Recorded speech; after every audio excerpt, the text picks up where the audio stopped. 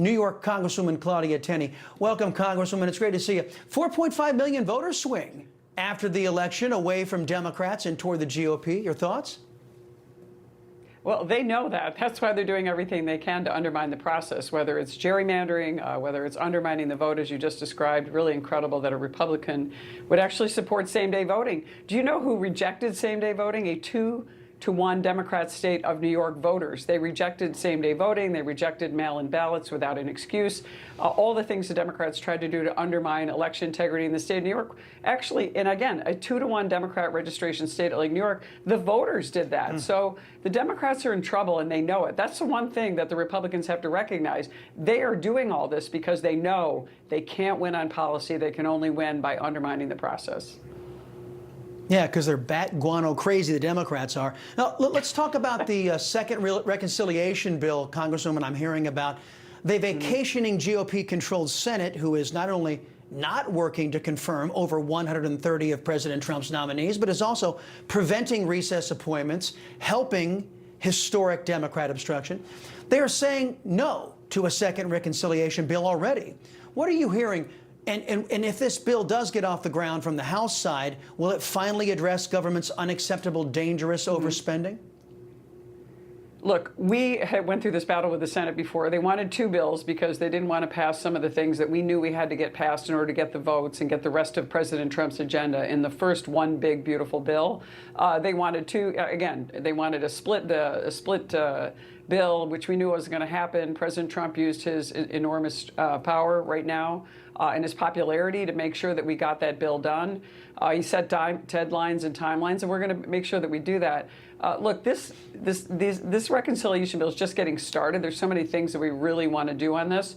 I'm on the Ways and Means Committee, so there's some things that we need to clean up on it. But, you know, going back to the rescissions and making sure we're continuing to smooth out and cut spending, you know, and getting growth in place, that's what we're going to be doing on this. And I do have to say, I agree with you, and I don't agree. I love Senator Grassley, but I don't agree with him on this. The Democrats play to win. Why are we honoring the blue slips? Let's get these people done. There were no Republicans appointed to magistrates' positions, to federal judgeships, to U.S. attorney positions in the state of New York in President Trump's first term because Chuck Schumer blocked us from getting them appointed. We don't have a lot of opportunities in New York. We have the Democrats who have a veto-proof majority.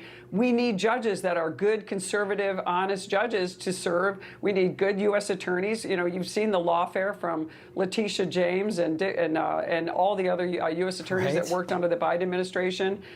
We need our help. So I think it's time to stop honoring the blue slips. Let's play to win. I know it's an age-old Senate tradition, but the Democrats don't honor these things. They didn't let any of our nominees get nominated, so why are we doing that? Yeah, Senator Chuck Grassley, you're welcome to come on this program, but we'd like to educate you on the current status of the Democrat Party. It's not the 1980s anymore, sir. I'd like to bring you up to speed. Speaking of which, Congresswoman, one of your colleagues on the other side, Delia Ramirez, has gone on record. This is the nature of who they are. She went onto foreign soil and in Spanish saying, quote, "I am a proud Guatemalan before I'm an American," end quote. Now, as you know, Republican George Santos was expelled from Congress after being accused of a crime not yet convicted.